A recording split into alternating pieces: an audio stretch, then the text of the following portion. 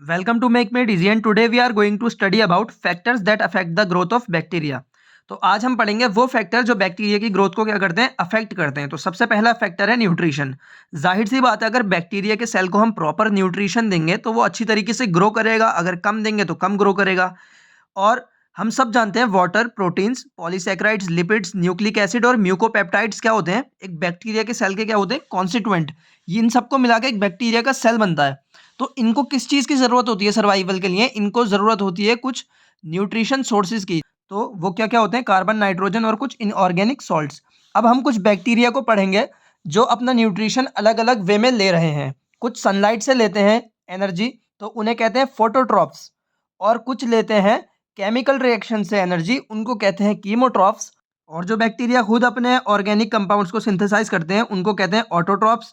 और जो नहीं कर पाते खुद सिंथेसाइज उनको कहते हैं हेटरोट्रॉप्स। तो हमारा दूसरा जो ग्रोथ फैक्टर है वो है ऑक्सीजन। बैक्टीरिया हमारे दो तरह के होते हैं, एक जिनको ऑक्सीजन की ज़रूरत होती है उनका नाम है एरोबिक, जिनको नहीं होती वो होते हैं एनारोबिक। एरोबिक का एग्जाम्पल है कोलेरा एंड वाइब्रियो, जो सिर्फ ऑक्सीजन की प्रेजेंस में ही सर्वाइव कर सकते हैं। कुछ बैक्टीरिया ऐसे भी होते हैं जिनको कम ऑक्सीजन के लेवल की ज़रूरत होती है, लाइक माइक्रो एरोफिलिक बैक्टीरिया, जो कम ऑक्सीजन के लेवल पे भी सर्वाइव कर सकते हैं। और जो बिल्कुल ऑक्सीजन के बिना रह सकते हैं उन्हें कहते हैं एनारोबिक, सच एज क्लोस्ट्रीडिया।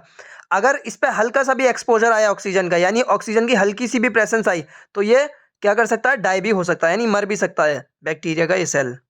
हमारा थर्ड ग्रोथ फैक्टर है कार्बन डाइऑक्साइड।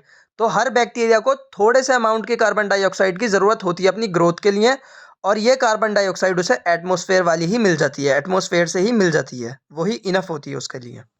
तो हमारा फोर्थ ग्रोथ फैक्टर है टेम्परेचर। तो हमारे बैक्टीरिया के लिए बहुत ज़रूरी है टेम्परेचर ग्रो करने के लिए। हमारे तीन तरह के बैक्टीरिया होते हैं, अगर हम टेम्परेचर के बेसिस पे उसे क्लासीफाई करें तो सबसे पहला होता है हमारा मीजोफिलिक बैक्टीरिया, जो 25 टू 40 डिग्री सेल्सियस के टेम्परेचर पे सर्वाइव कर सकता है। दूसरा होता है साइक्रोफिलिक बैक्टीरिया, जो 20 डिग्री सेल्सियस से कम में सर्वाइव कर सकता है, ज़्यादा पे नहीं कर सकता। थर्मोफाइल बैक्टीरिया कौन से होते हैं? जो 55 टू 80 डिग्री सेल्सियस पे सर्वाइव कर सके, ना इससे कम ना इससे ज़्यादा। थर्मल डेथ पॉइंट वो पॉइंट होता है जब हमारे बैक्टीरिया की टेम्परेचर की वजह से डेथ हो जाए। तो थर्मोफाइल बैक्टीरिया को अगर हम लें एग्जांपल के तौर पे, तो 55 से नीचे इसका थर्मल डेथ पॉइंट है, 80 से अबव भी इसका थर्मल डेथ पॉइंट है, ये 55 टू 80 पे ही सर्वाइव कर सकता है। साइक्रोफिलिक 20 से अबव पे इनका थर्मल डेथ पॉइंट शुरू हो जाता है, मीजोफिलिक का 25 से नीचे और 40 से अबव। तो अब हमारा फिफ्थ जो ग्रोथ फैक्टर है बैक्टीरिया के लिए वो है मॉइस्चर एंड ड्राइंग। तो वाटर काफ़ी ज़्यादा इसेंशियल ग्रेडियंट है बैक्टीरिया के प्रोटोप्लाज्म के लिए। प्रोटोप्लाज्म मतलब एक हमारा साइटोप्लाज्म होता है, लिक्विड पार्ट जो सेल होता है उसके अंदर जो सभी सेल ऑर्गेनिल्स हैं वो रहते हैं। प्रोटोप्लाज्म जो साइटोप्लाज्म प्लस न्यूक्लियस, यानी सब सेल ऑर्गेनिल्स और न्यूक्लियस और साइटोप्लाज्म जो कुछ है सेल के अंदर, उन सब के लिए एक इसेंशियल इंग्रेडिएंट है हमारा वाटर। अगर उसमें कम या ज़्यादा वेरिएबिलिटी आएगी तो वो बैक्टीरिया की ग्रोथ को इफेक्ट कर सकता है। अब बात करते हैं लाइट की। तो कुछ बैक्टीरिया जो फोटोट्रॉफिक होते हैं, मैंने बताया जिनको सनलाइट की ज़रूरत होती है, उनके अलावा ज़्यादातर बैक्टीरिया क्या करते हैं, उनकी डेथ हो जाती है अगर वो लाइट के एक्सपोजर में या फिर रेडिएशन में आ जाते हैं। तो means other than phototrophic bacteria, बाकी सभी बैक्टीरिया जो हैं लाइट में अच्छी तरीके से ग्रो नहीं कर सकते।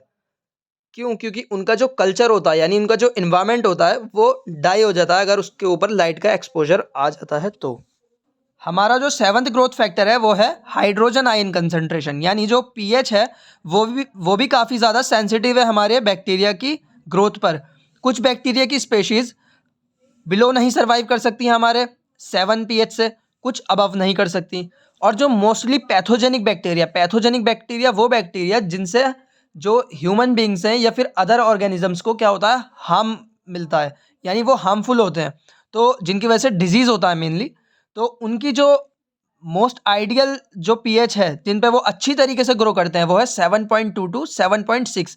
इट मीन्स वो स्लाइटली बेसिक नेचर पे अच्छी तरीके से ग्रो कर पाते हैं। जो बैक्टीरिया न्यूट्रल पीएच पे ग्रो कर पाते हैं उनको कहते हैं हम न्यूट्रोफाइल्स, जो एसिडिक पे वो एसिडोफाइल्स, जो बेसिक पे वो एल्कलीफाइल्स। जो लास्ट ग्रोथ फैक्टर है वो है osmotic effect. Means bacteria cell के अंदर और बाहर का प्रेशर जो है मेंटेन रहना चाहिए।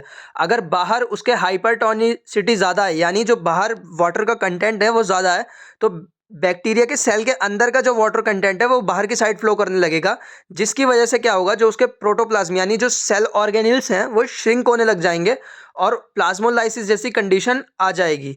तो जो हमारे बैक्टीरिया के इनसाइड और आउटसाइड जो है सेल का वाटर कंटेंट मेंटेन रहना चाहिए, जिसको हम ऑस्मोटिक प्रेशर ग्रेडियंट भी कहते हैं।